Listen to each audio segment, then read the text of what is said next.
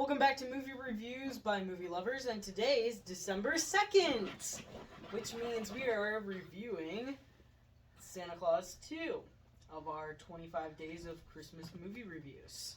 And we have our nice, beautiful spot for it now.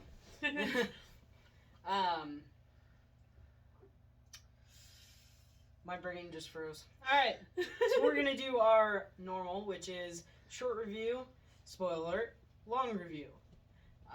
So I hope you're ready. So, for the short review, and if I can remember, because we've just did our TikTok and I can't remember what my review is. Oh wait, yes I do. It's 4! You? I said 5, right? Yep. That's why I had to remember. I was like, I'm remembering a 5 in there. So, yeah. It's a really good movie. If you haven't seen it, you must have been under a rock. No, I'm kidding. I'm kidding. We're going to be playful bannered here as much as we possibly can. Alright, so... Well, there's not really much to say except for we like the reindeer. Sorry, I just got distracted because I'm hearing my cat licking water from underneath the tree. Again? Yep. And it's the kitten. We have a nice fountain for them, yet the tree water tastes better. Yep. I think that's any cat. Well, continuing with our review. Sorry for being distracted. I just lost my train of thought. We like the plastic Santa. He's funny. Because he goes, squeak, squeak. You know? Really, all the stuff that we like, we can't really say during the short review. Because we don't want to spoil it for anyone who hasn't seen it. And that's the point of us doing our short review, then spoilers, and long review. Because during our long review, we normally get spoiled the entire movie. Yeah. If you don't know what it is and you would like to know, it's the second clause, which is he has to find a Mrs. Claus. That's all the spoiler we're going to give you. So if you're going to stick around for the next segment of it, which is our long review, be prepared for spoilers. And if you haven't watched it, you're stupid for staying. Unless you really, really like spoilers. I don't know why people do. I guess spoiler alert, right? Yeah, no, we can give you a few seconds to get out if you don't want to listen to spoilers.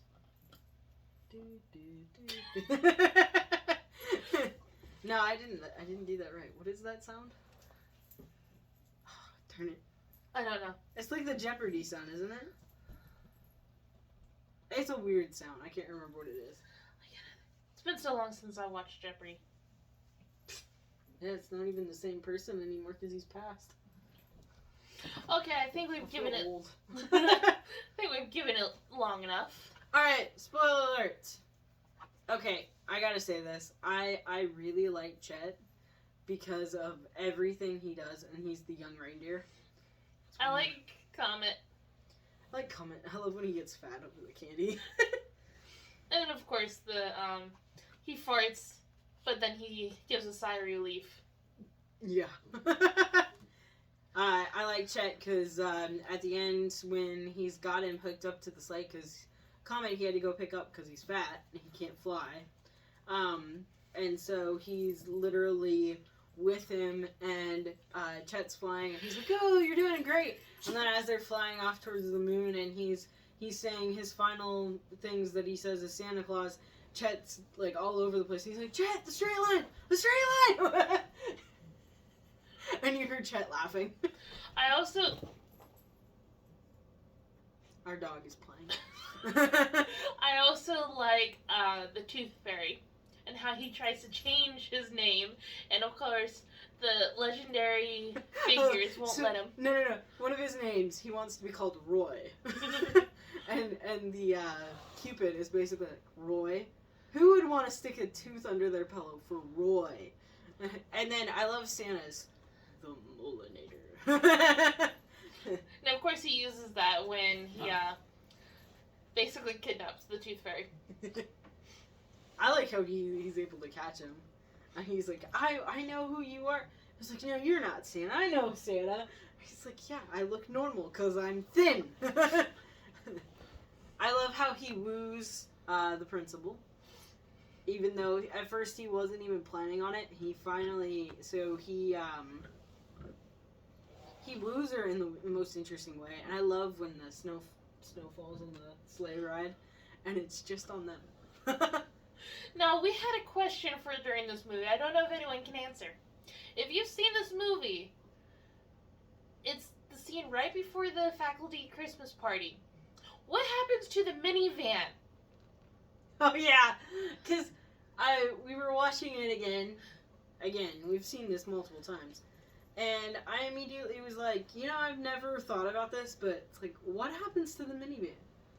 Like, it's not even his vehicle; it's his ex-wives, and so like, does it turn back into a minivan at midnight, like she's suggesting, or is the minivan just gone?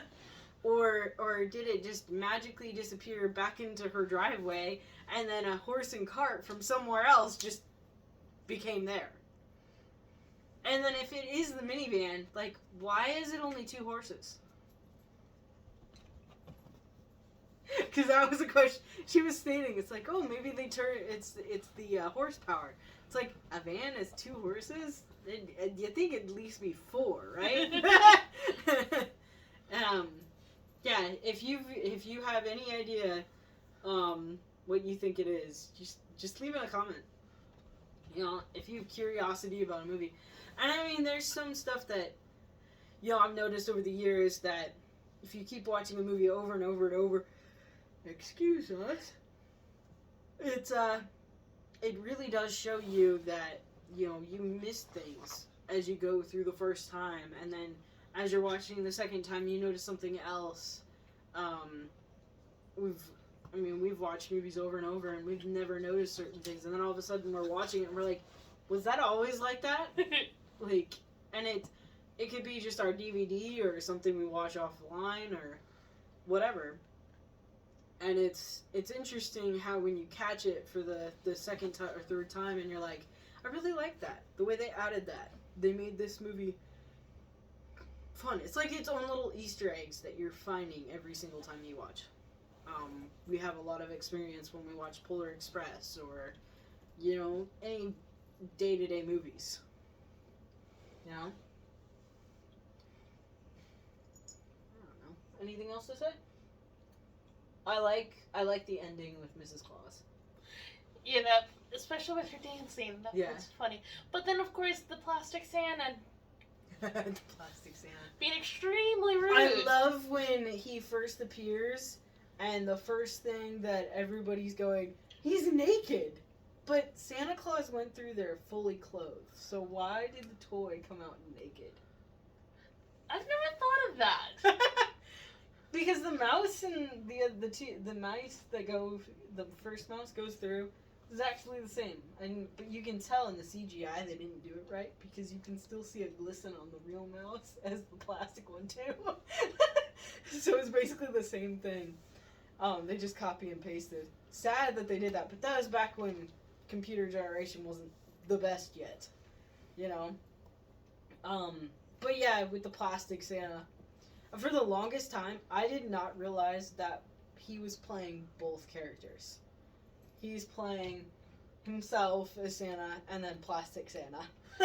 I'm curious how he felt about that. I don't know. I also like how when they talk to each other, you get the sense that, he's learning. Oh my god! Stop it! I don't know why. It's probably because we're always doing this super late.